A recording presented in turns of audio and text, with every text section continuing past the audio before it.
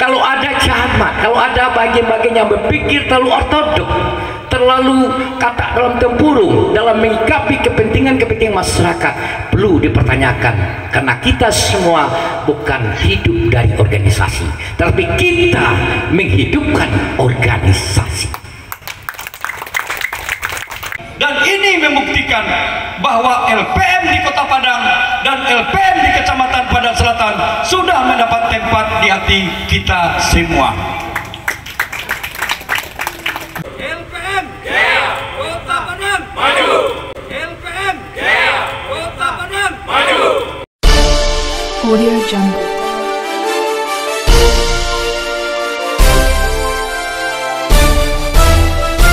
Audio Jungle. Sebelum saya mengukuhkan Bapak Ibu Saudara sebagai pengurus DPC LPM Padang Selatan, saya ingin menanyakan, apakah Bapak Ibu Saudara bersedia melaksanakan tugas sebagai pengurus DPC LPM Padang Selatan? Alhamdulillah. Apakah saudara bersedia melaksanakan tugas dengan rasa penuh tanggung jawab? Terima kasih. Dengan mengucapkan Bismillahirrahmanirrahim, memanjatkan puji dan syukur kepada Allah Subhanahu wa taala, maka pada hari ini Jumat tanggal 25 November tahun 2022 disaksikan oleh Bapak Camat, anggota DPD Kota Padang, para undang lainnya. Dengan ini kami mengukuhkan pengurus Dewan Pimpinan Cabang Lembaga Pemberdayaan Masyarakat DPC LPM Padang Selatan Kota Padang masa bakti 2022-2027, sehingga saudara dapat melaksanakan tugas dan berkoordinasi dengan rasa tanggung jawab sesuai dengan amanah yang diberikan. Semoga Allah Subhanahu wa taala memberkahi kita. Amin ya rabbal alamin. Lembaga Pemberdayaan Masyarakat, lembaga kami, lembaga karya swadaya bangsa, sejahterakan rakyat. Marilah kawan kita semua satukan tekad, berjuang bersama tingkatkan kemakmuran bangsa. LPM berkarya, masyarakat sejahtera. LPM berjuang demi nusa bangsa. LPM perkokoh negara kesatuan Indonesia.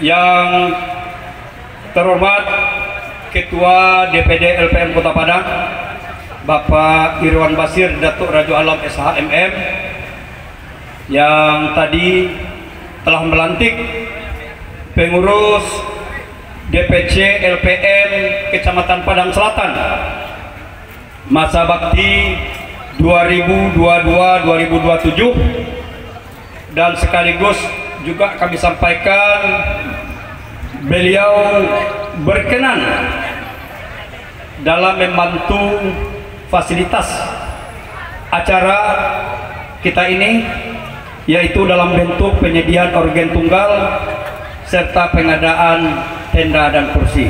Terima kasih, kita berikan tepuk tangan untuk Bapak Irwan Basir Datuk Raja Alam. Anggota DPRD Kota Padang hadir bersama kita Bapak Amril Amin SAP, beliau adalah wakil ketua DPRD. Selamat datang Pak Aceh Amin. Kemudian juga yang kita hormati Bapak Ilham Maulana SH, selamat datang Pak. Beliau juga adalah wakil ketua DPRD Kota Padang. Kemudian juga yang istimewanya, kedua-duanya adalah sebagai penasehat pengurus DPC LPM Kecamatan Padang Selatan. Kecamatan Padang Selatan, Bapak Jasman yang telah memberikan waktu dan tempat kepada kami dalam kegiatan ini. Terima kasih Pak Camat. Barisan Pemuda Nusantara Bapera, yaitu Bapak Zakirudin. Terima kasih Pak, yang juga punya kontribusi banyak untuk kegiatan kita pada hari ini. Sebagai Ketua DPC LPM Padang Selatan terpilih, terlebih dahulu saya mengucapkan terima kasih kepada semua pihak, terutama sekali kepada panitia pelaksana yang telah berupaya mengangkat acara pelantikan ini sehingga dapat terlaksana dengan baik. Kita bersinergis dan beraktivitas secara maksimal dan bersama-sama, khususnya di bidang pemberdayaan masyarakat, mulai dari LPM kelurahan, LPM kecamatan, sampai nantinya di tingkat LPM Kota Padang. Potensi-potensi yang ada di masing-masing kelurahan akan kita gali kembali untuk kejayaan LPM di Kota Padang. Sambutan dan antusias kehadiran Bapak dan Ibu dalam acara pelantikan ini sungguh membuat kami merasa terharu sekaligus bangga. Unsur eksekutif dan legislatif, para tokoh-tokoh masyarakat dari Padang Selatan, tapi juga hadir, bukan dari Padang Selatan, tapi juga hadir tokoh-tokoh masyarakat Kota Padang bersatu dalam acara ini. Dan ini membuktikan bahwa LPM di Kota Padang dan LPM di Kecamatan Padang Selatan sudah mendapat tempat di hati kita semua. LPM siap menjadi garda terdepan dalam pembangunan di Kecamatan Padang Selatan dan pada umumnya nanti di Kota Padang. Aktivis LPM akan siap mengisi jabatan-jabatan strategis seperti anggota legislatif ataupun pimpinan pemerintah Kota Padang bagi pengurus kami yang berprofesi sebagai aparatur sipil negara. Sebuah momen yang sangat baik sekali. Saya sebagai orang Padang Selatan sangat bangga bisa hadir di tengah-tengah acara pelantikan DPC Kecamatan Padang Selatan. Ini adalah sebuah pengabdian kita. Saya berpesan kepada seluruh kawan-kawan, mari kita berikan raga kita kepada masyarakat. Mudah-mudahan raga kita tersebut menjadi ibadah bagi kita, menjadi sebuah ibadah. Mudah-mudahan dengan ibadah kita yang baik, kita diberi rahmat oleh Allah Subhanahu wa Ta'ala, diberi keselamatan ekonomi kita, diberi keselamatan keluarga kita, dan diberi keselamatan pergaulan kita di tengah-tengah masyarakat. MPM Kapariaman singgah Sabanta diulaan. DPC LPM sangat kita butuhkan, mitra de kecamatan itu tambah celai pagi tua. MPM Kakayu Tanam melaju kancang di tengah jalan. DPC LPM kalau kita abaikan, alamat kecamatan kapatah tangan. Kita dengar pro kontra keberadaan DPC LPM bagi Padang Selatan. Pak Ilham ndak tertampung jatah lapak tangan joniru kita tampung cik. Nah begitu, LPM DPC LPM sangat kita butuhkan mitra. Kalau selama kau Bapak Ibu dima-dima selalu dilakukan peningkatan partisipasi pembangunan. Dulu dikenal orang dengan istilah top down, dari atas ke bawah aja. Sudah tuh bottom up, dari bawah ke atas. Sudah tuh pembangunan yang partisipatif. Kini itulah dikurangi orang Pak Ketua. Manajemen modern memakai prinsip kolaborasi, bahasa mau-samo membangun. Nah makanya kehadiran DPC LPM di Kecamatan Padang Selatan bagaikan darah segar Jawa Cik. Itu dari, oleh, dan untuk. Jadi ketika saya harus melaksanakan liang tabuk gantiang putih dalam hal organ itu satu bagian tidak terpisahkan, maka anyakulalahu kun fayakun, kalau jadi harus jadi. Kemudian yang kita banggakan Bapak Kapolres Kapolsek atau yang mewakili Bapak Kuramil atau yang mewakili tokoh-tokoh masyarakat.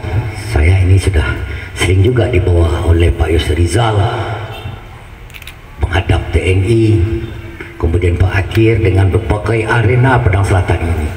Tidak salah Cik ngomong, Padang Selatan ini memang luar biasa kolaborasinya dalam hal aktivitas keheterogenan satu kekuatan. Kemudian ketua terpilih Bung Akirudin, memang benar Cik, beliau bukan orang politisi, tapi adalah orang yang menginginkan prestasi di tengah-tengah masyarakat. Apa yang bisa kamu berikan sebelum kamu menuntut apa yang diberikan. Artinya tidak semuanya kita harus melihat kepada referensi kekuasaan. Kecamatan saya tidak sebutkan satu persatu. Kemudian tokoh masyarakat, tokoh agama, tokoh adat, tokoh pemuda, Lipapeh Rumah Nanggadang, Wong Cilik, semuanya tokoh-tokoh organisasi pemuda Pancasila. Saya juga pemuda Pancasila, pembina di Kota Padang, juga hadir di belakang saya Pak.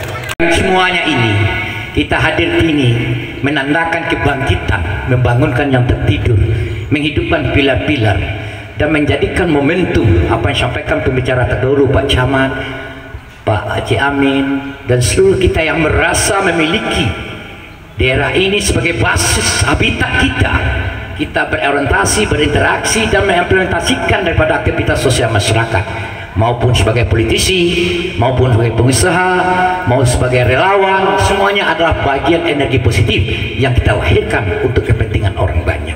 Semuanya nikmat Allah, kita bersyukur. Kenapa? Karena kita berikan kesempatan yang luas untuk berkarya. Salawat dan salam kita hadiahkan kepada Nabi Muhammad SAW. Allahumma shalli ala Muhammad wa ala ali Muhammad. Hadirin yang berbahagia, good governance, clean governance itu adalah tidak kekuasaan satu kelompok. Kekuasaan itu bersama-sama. Ketika melihat suatu pemerintahan yang baik, bagus dan bersih itu berkolaborasi menciptakan situasi dan kondisi yang tidak leistemoi. Leistemoi kekuasaan itu saya berkuasa, saya menentukan. Tidak begitu dalam era-era demokrasi sekarang ini. Yakinlah eksistensi kita semua, keberadaan daripada seluruh stakeholder, baik LPM, KNPI, Karang Taruna, apapun organisasinya adalah membantu pemerintah. Apa yang sampai Pak Camat betul. Kalau ada camat, kalau ada bagian-bagian yang berpikir terlalu ortodok, terlalu kata dalam tempurung dalam menyikapi kepentingan masyarakat, perlu dipertanyakan. Karena kita semua bukan hidup dari organisasi, tapi kita menghidupkan organisasi. Pilah-pilah cara berpikir kita, lihat substansi permasalahan, jangan hanya kepentingan insidental saja. Kalau ini tidak orang saya, ini tidak orang saya, ini lurah, ini gawat. Kalau ini terjadi dalam suatu demand pemerintahan, maka akan berakhirlah suatu hal yang tidak positif.